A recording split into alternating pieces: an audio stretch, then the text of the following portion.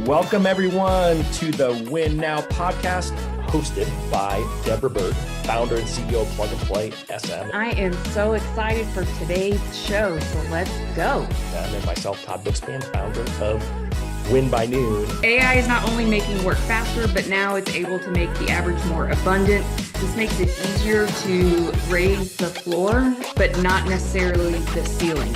Whatever it is that you're producing, I want you to come at it with the lens of, could this be taken by a competitor with reasonable competency, and could they publish the exact same thing?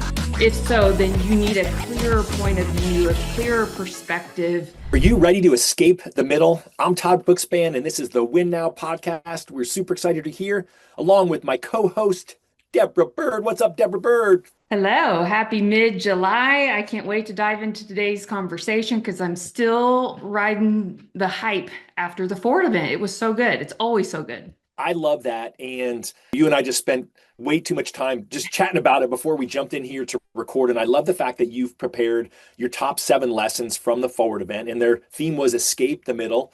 If you guys are listening, Deborah just showed me the pads of paper. She actually texted me the first page. It's one lesson. Deborah did a lot of homework into this, but I asked for this. This is selfish. This was a selfish ask for me because it was my brother's 60th birthday, my niece's 21st birthday. I was on a mountain in Wyoming listening to some jam session type music, and I had serious FOMO about forwards. You've already bought a ticket for next year, so you're in. And I'm gonna have to check the dates out to see if I can make it, but I may commit early to go next year. I guess it'll depend if you convince me here with the 7 lessons that you learned. Now, full disclosure, here's what I loved about it. And maybe you can edit this out if you don't like it, but you said, hey, it gave you reassurance of a lot of what you and I already talk about, the things that you were out there talking about, people reinforce. There's that whole idea of learning it from other people and hearing different voices.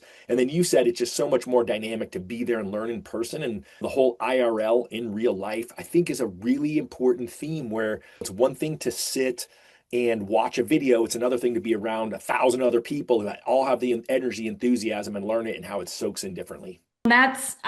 Over the weekend when I was preparing for this, I was like, okay, it was 2 days. I don't want to go through every single speaker and try to give the highlights of each one and just regurgitate some of the best quotes. I really thought, how could we make this a cohesive experience for those who are tuning in, whether you're watching this or listening live, where if you weren't there, this is like your cheat sheet version. And so Teacher Deb, of course, this just proves that it's not AI written. This is all my thoughts of me taking some quiet time and going through each speaker and thinking, okay, how could we wrap this up in a little bow that makes it easy to take action, it's easy to comprehend, and then also it helps you escape the middle. So that was the theme for this year, was less of average. They talked a lot about how there's this messy middle, and really the evolution of AI has made it easier for average content to be produced, but that's almost the most dangerous part to be in. So I have 7 business lessons as my takeaways, and I frame them as, I'm going to go over each lesson, then I'm going to give you the why it matters, where we typically get it wrong, and then an easy one-step action that you could take per lesson. Now, by the end of this, I don't want you to try to do all 7 actions, but it's meant to be looked at almost like chapters. So can I ask you, I'm going to put you on the spot. Okay. Again, you can edit this out, but what if people subscribe to the podcast and then send you a DM? Will you actually send them a PDF of the notes that you have? Only because you put me on the spot and asked. I think that's a great idea. I think if you want that, we would love it if you would just subscribe in whatever platform. Now, you certainly, if you've already subscribed in the past, we're so grateful, but maybe now you subscribe in Spotify, maybe just go subscribe in Apple too, just for fun. And leave a review. That should be the exit ticket there. 5-star review, get you some bonus from Deborah. We don't know what that is yet. So, all right. So now I've dragged it on too long. Let's go. What's lesson number 1? Okay. Lesson number 1 is average is becoming easier to produce. And I'll just go through the why. So AI is not only making work faster, but now it's able to make the average more abundant. My Deb nugget was, this makes it easier to raise the floor, but not necessarily the ceiling. So for those who were invisible or they knew they needed to be creating more content, there's ways that you can systematize and use AI agents, and you may be able to get more out there, but it's just more of the sameness. And this kind of reminded me of at the Modern Mortgage Summit when I taught the We Will Rock You. You remember that intro, and how it was so easy. Like everyone knew the stomp, stomp claps, because you made it easy to be recognizable. There was a clear point of view. And that's why that song has lasted for so many years of just being still alive and around, where multiple generations could produce alongside with it. So where we typically get this wrong. Anything you want to add, Todd, before Nope, go. okay. Go. You know me, I'm going to interrupt you as I have brilliant nuggets, but so far I have none. And I already stated this, but most start or create more, but more average content doesn't help you escape the middle. So you just often end up looking like everyone else. And usually that's the first phase of creating content, is you start to see what other people are posting or are being successful with. And so you just try to copy it. But producing the same of the same just makes you loud and noisy. And this is not memorable when it matters most. So here's your action item. I want you to look at your last month. You're going to audit things that you either sent via email, if you're someone who's sending emails out, like maybe a weekly newsletter. Maybe you are posting social media content. Maybe you're consistently doing a podcast or writing articles on LinkedIn, whatever it is that you're producing. I want you to come at it with the lens of, could this be taken by a competitor with reasonable competency? And could they publish the exact same thing? If so, then you need a clearer point of view, a clearer perspective. Sometimes what we'll do is we'll do a competitive analysis where we'll look at your 5 top competitors. And if we were to cover their name on a sheet and just looked at their website copy and their social bios, could you clearly identify which company it is that you work for? Let's just say. So are you easily recognizable, but also do you have a unique point of view that is only something you could regurgitate? I like that. I like that. Playing devil's advocate, I do think that's how people need to get their start, is by trying to mimic the people that they want to, the voices that resonate with them.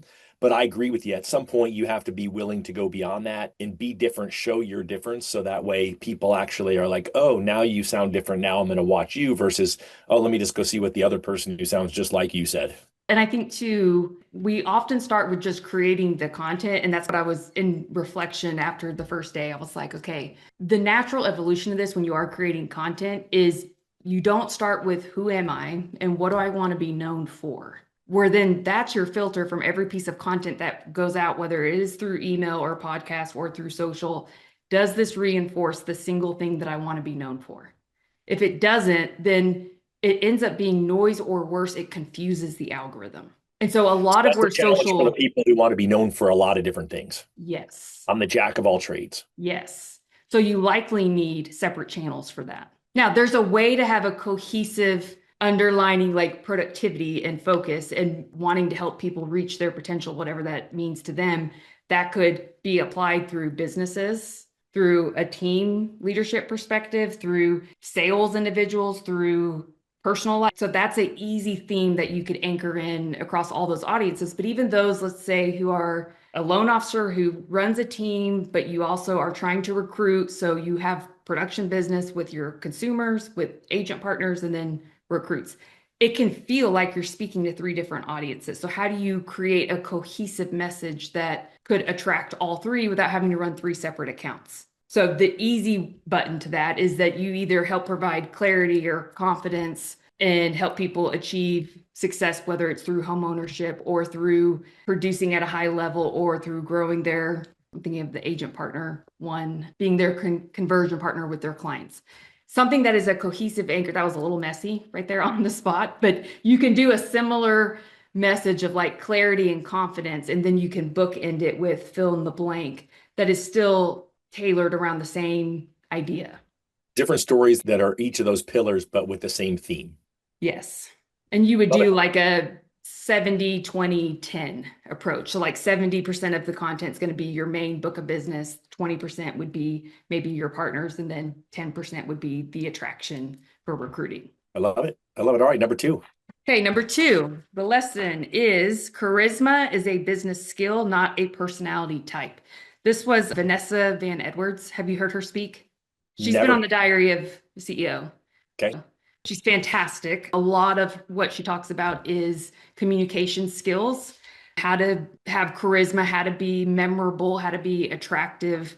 And so kind of the underlying theme of her message was, in this AI world, how you make people feel becomes more important than just knowing exactly what to say, which I feel like we've done a podcast on this, but essentially your energy, your vibe, how interested you seem, are you able to build connections? That at the end of the day is typically what gets you chosen or not. And so she had a really interesting chart that was called the warmth competency problem. And it showed that you could have a lot of warmth, but low competence.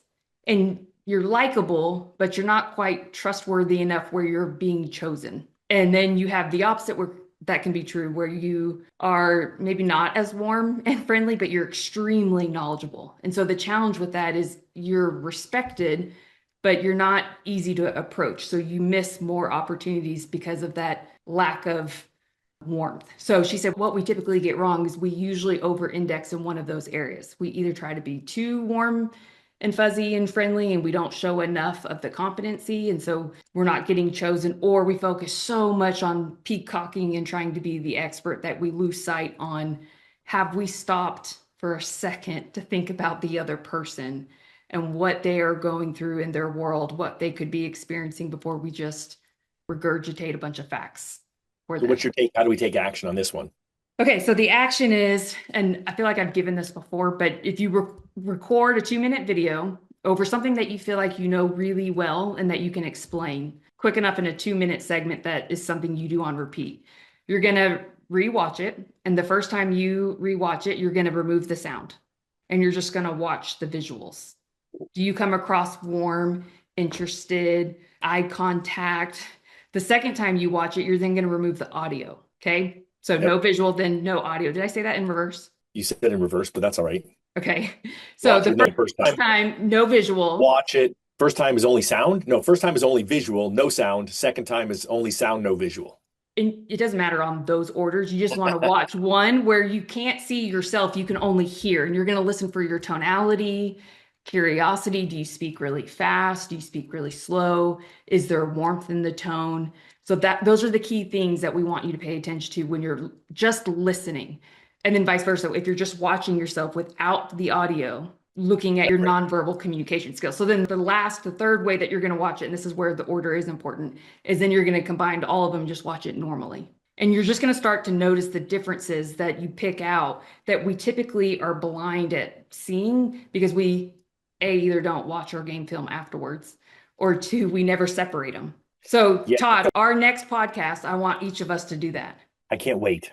I hate that kind of thing. Deborah's, I was rewatching a Friday Loan Officer Mastermind. I'm like, yeah, I never rewatch them all because even my clips that your team picks out and posts for me on social media that I obviously sounded smarter. At least I think I must have sounded smarter. You guys want to pick it. I still don't like to watch those. You don't?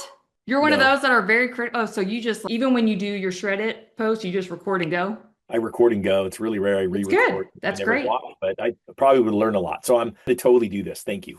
Okay. Number 3. All right. Number 3. You don't need more content ideas. You just need a clearer point of view. This was pretty much said by every speaker in a roundabout way, where most will constantly talk about the struggle of just not knowing what to post, when the better question is typically, what's something that you have this recognizable conviction about? And I have, for my action item, I have 5 questions that you can fill in the blank and it'll help you with this, but really think about what are those convictions you have around the market, around this space. I could list off 2 to 3 right off the bat just with you, Todd, with the things that you're into, the things that you believe. So do you have that pinpointed for yourself, or are you just regurgitating what everybody else has said, and there's really no cohesiveness or unique point of view to make you stand out from the others? I'm excited. What are the 5 questions so I can be better, especially since you know it about me? I feel like, yes, ping pong ball. I'm like, oh, I heard that. That's super cool. Let me talk about it. Use the word cohesive. I don't know that what I do is cohesive. Okay. So the first one, cohesive. I believe our industry gets blank wrong. Okay. Customers often think blank, but the truth is blank. Okay. And you could even go to your 3 ideal profiles of who you typically serve. So maybe it's first-time home buyer versus reverse versus renovation. Those would be 3 different subgroups. Okay, third question is, the problem I understand unusually well is blank. Oh, I like that. All right. That helps people to the knowledgeable people. I want people to call me whenever they need help with blank. This is where I think everyone wants to be a generalist. I'm a real estate agent. I can help anyone versus I'm a real estate agent who specializes in beachfront property in Miami. You know who I've reflected on this conversation with Keith Collins that we did an interview with when I was building out these questions, and he does a really good job of making it very clear of who he helps. Do you remember Yeah. this presentation he does? Yep. Okay. Good job. So we'll make sure we make a post in there. That'd be helpful. Yes. And then the last question is the lesson I'm willing to repeat for the next 3 years is blank. I think most people have the thought I had is, oh my gosh, the same thing for 3 years. But no, that's exactly how you get known for something is by being so good at it that you're better than anyone else. And no one else would think about asking someone else for that advice. Yes.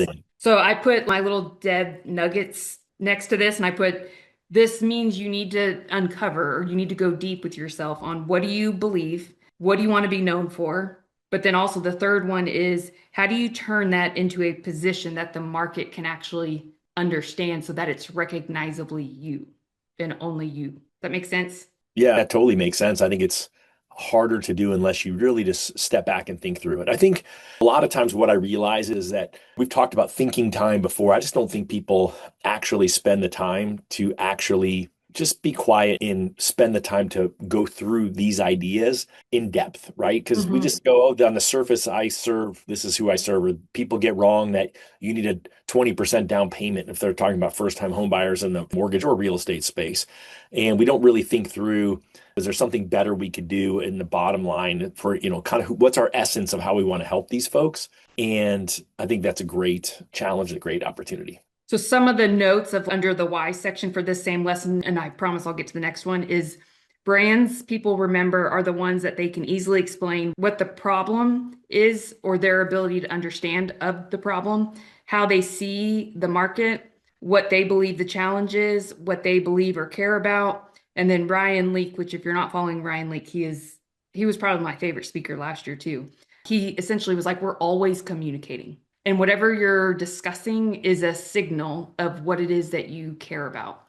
So his filter before they ever post anything is this helping me? Kind of the same filter of, is this helping or hurting what I want to be known for and as in the market? Daniel Priestley, he's got great books. He's the one that runs Score app, which we've talked about before, Todd. He had said because of this, it's almost like the algorithms and the content calendars force us to be average. That's what happens when we start to copy too much.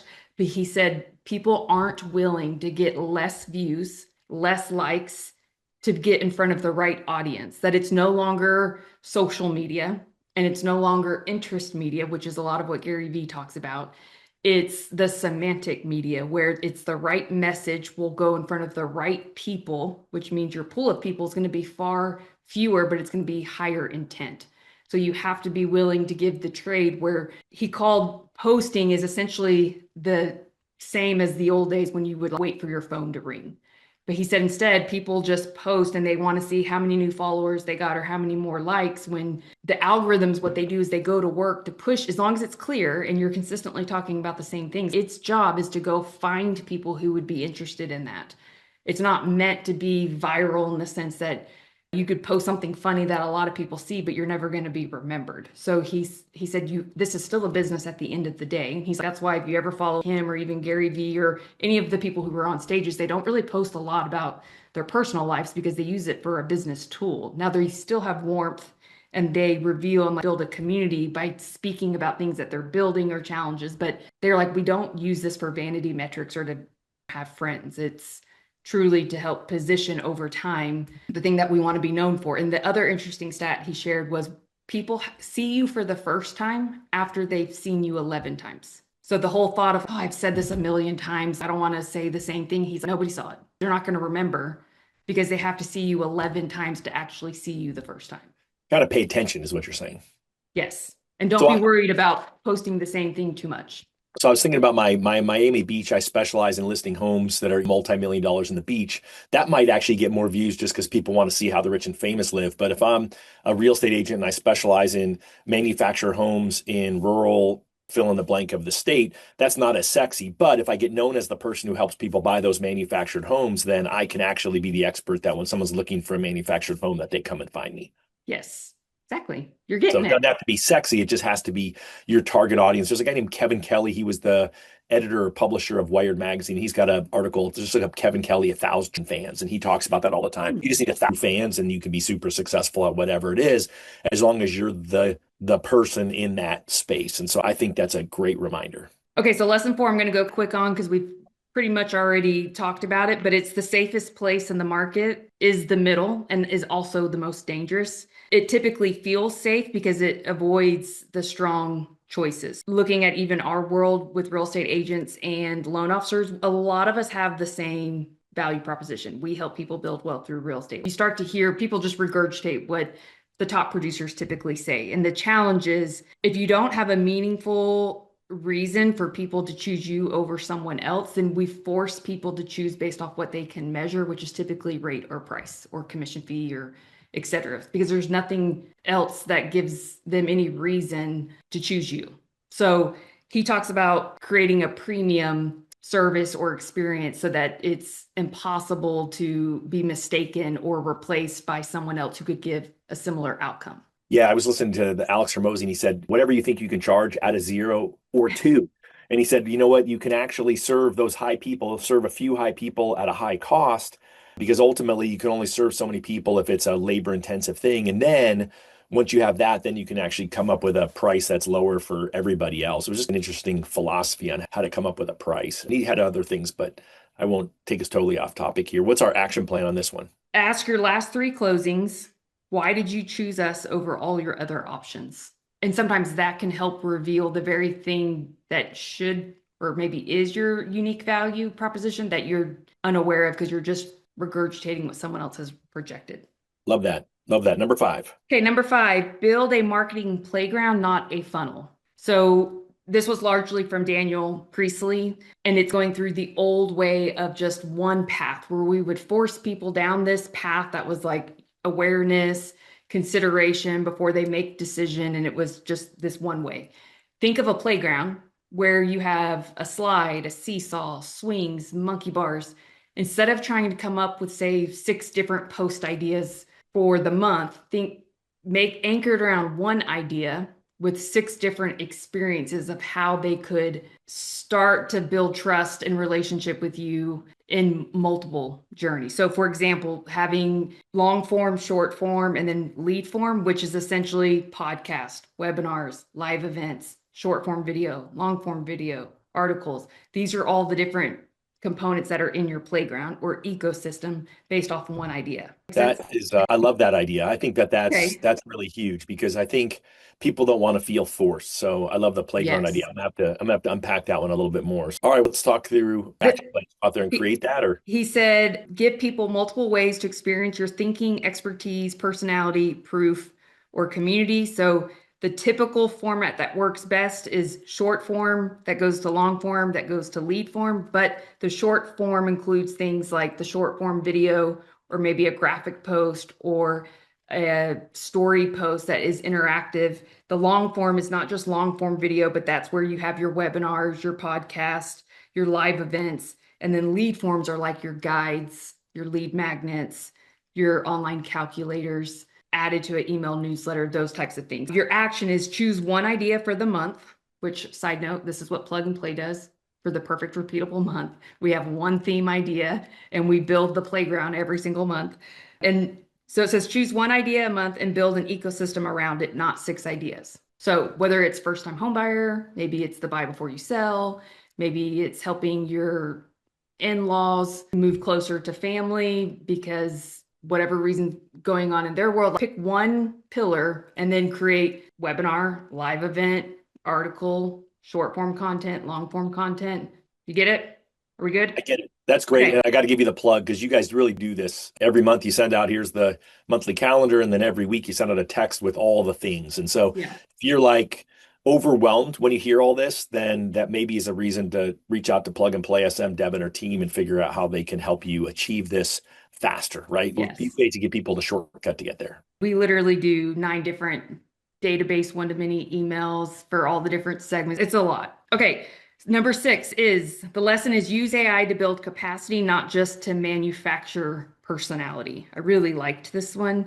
AI should create output, but with leverage or with an advantage, which means we are preserving the human interaction and trust. So the whole goal, not, they said where we get it wrong is we typically look at, okay, what can AI do for us, when we should look at it through the lens of what is it that our humans on our team or myself are doing that we could have AI do so we could do more of the human work. So the action item for this is in your Win by Noon planner, which hopefully everyone's using their Win by Noon planner. If not, go to winbynoon.com. And for every task that you do, and I want you to track it on every repeatable task, okay?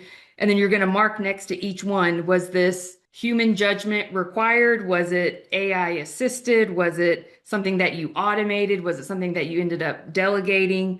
Or did you eliminate it? And so then based off a week's worth of data, you can look at, okay, where could I create a reoccurring workflow to improve the entire process that will free up my capacity? But the kicker here is where you reinvest that freed up capacity to now go either advise more people or do more prospecting or more of the things that you know you should be doing. So how do we get advisors to advise more? How do we get salespeople to prospect more or sell more? What are the things that are bogging you down? Yeah, my thought is that I talk to loan officers who are trying to create cool marketing ideas and cool tech and their own apps and all these things. And I'm like, how's that really helping you move forward, right? No one wants your fake AI marketing. What they want is real you marketing, but you don't have time for it because you're working on these other things. Yet they're doing the things that are monotonous that they could actually figure out how to have AI help give them a push to be more productive. I'm definitely down the rabbit hole now of old school David Allen getting things done in an AI world. Like, how do you marry those two? Because I feel like that is the opportunity that people have today.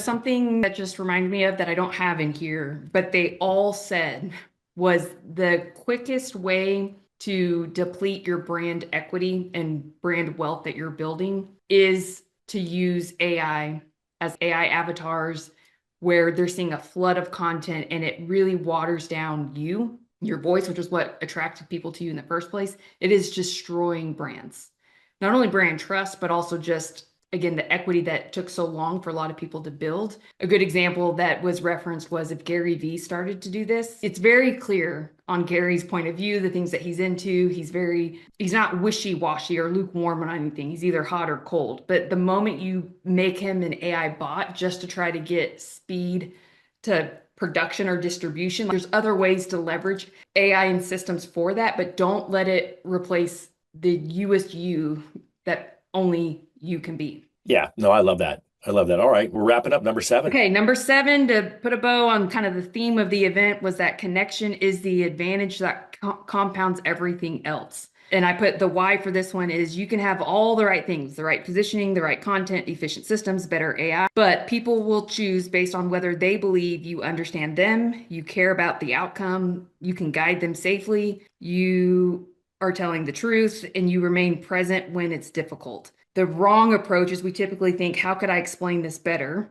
The new approach we want you to adopt is, how does this situation look and feel from their lens? And this was something that Ed Milet really emotionally put the bow on, was your work should give people hope. And we should help them believe their problem is understandable, that progress is possible, that someone has a plan, that they are not alone. They want to feel warm and safe and not judged to take that next step. And sometimes we fixate on the automation and the exactly what to say and not enough on the skill set of how do I communicate that creates this person to feel what they may need to feel at this moment for this conversation. Yeah, I think it's that whole idea that connection is everything. But I love what you said. How do you give them hope? And then what does it look like from their position, right? It's the whole idea of you got to walk in their shoes. And it makes me think of the curse of knowledge, right? It's from an old 20-year-old book from the Heath brothers, Made to Stick, where they talk about we have the curse of knowledge. And I talk about this over and over again. I don't know how many times in a year I give this example, but we have the knowledge. And so we just kind of get on robotic mode, autopilot, whatever you call it. And we just forget to slow down and realize that person is scared. I use it in the mortgage world. Like the last time that you bought a house, I bought a house I have rental properties. Every time I get a loan, I'm always nervous. Even though I know I qualify, I'm still nervous until I get the final approval that, okay, what's the next thing that's coming at me? What is it that I have to do? And then I bought a house in California last year. That was different than buying a house in Arizona. I didn't understand the process and just was different, but I didn't have that person to walk me through it that did a great job, and how we actually have the opportunity to be that light for the person on the other end if we slow down and look at it from their perspective and not. It's really what we teach all the time and exactly what to say. It's the asking questions, and it goes back to your, I think, to your number two, the charisma piece, right? It's Yes. great if you know what to say, but if you sound like a robot, it doesn't help. You actually have to know what to say and have the empathy as well. And even though I've heard you say the curse of knowledge thing multiple times, and we've known each other for how many years, this is the first time. It was kind of like this outer body experience as you were just talking. As you were explaining it, is I was like, oh, this is why when I did my few years in family law, they had me do every single consult, which typically family law, you have a divorce attorney that, because people pay for those initial consults. But my conversion rate was so much higher. And they were like, okay, you're doing all of them. We don't know why it's so much higher. And it just clicked. It's because I didn't have all the knowledge. That was the curse, but I had all the feels where people, they literally would write, like, I just felt like you understood. I felt like you got me and you didn't judge me. How do you feel understood? That's the question. So I love that. Yes. And so your action is before your next important conversation, which this could be personal or professional, here's your 5 question bank to think through before you have the conversation. What is this person trying to accomplish? What are they afraid might happen? What do they need to understand? What do they need to feel heard? And what step would you create progress without overwhelming them? What's the next baby step? Oh, without overwhelming them. That's a huge one. So, and then I did my little Deb nugget on this one is information may earn attention, but feeling understood is often what earns the decision. I do think that's the hard part is people don't always feel understood, especially when we know the right path than the path that they're giving. And so we don't actually acknowledge, yes, I hear what you're saying. And yes, let's explore what you want to look at, but then let's also explore this other thing that I believe may be an option too. So I'm giving your idea all the same energy and effort that I'm giving my idea. I'm not discounting it because we often just throw them aside so fast. That's why we lose the deal when we were right on our solution, but we didn't actually have the emotional intelligence to help the other person see the empathy that we have towards their situation because we're sometimes looking at it as a transaction. Yes, that's it. Those are my 7 tips, 7 lessons. All right, so people have to escape the middle. So again, shout out to Neil Dingra. What a great job he did. Continue to put people butts in the seats, create the FOMO that he creates. I'm always impressed with that. And what an opportunity for people that you shared what you learned there. I'm super grateful. Now I'm going to have to figure out what other platform I can go subscribe on. I'm not going to leave myself a 5-star review. That would be dorky, but I'll subscribe somewhere else just so I can get your notes. You can leave me a 5-star review and just make sure you put my name. All right, I'll do that. I can do that. Deb is amazing. Listen to Deb, ignore the other guy. Ignore the other guy. Bottom line is this, we are super grateful that you were here. We're super grateful. I thought this was a longer episode than usual, but I thought it was super valuable because ultimately in the end, this was selfish, right? I asked Deb to do this for all of you, actually, because I knew you needed it, but I wanted it as well as someone who didn't attend the event. And so I hope to hopefully be there at some point in the future. I can't believe it's 3 years. This was a third year maybe, and I've missed every one of them. I think it was the 4th year. Fourth year. But that's okay. It's going to be mid-July next year. So he has one day that he sells tickets. That's by design, creates FOMO. So unless you were there live and you purchased it, you're only going to have one small window of opportunity, which is usually it's usually in January that they do this. But again, make sure you like, subscribe, share, leave a review. I'll give you all my cheat sheet notes, and all you have to do is win now. Thanks, everyone.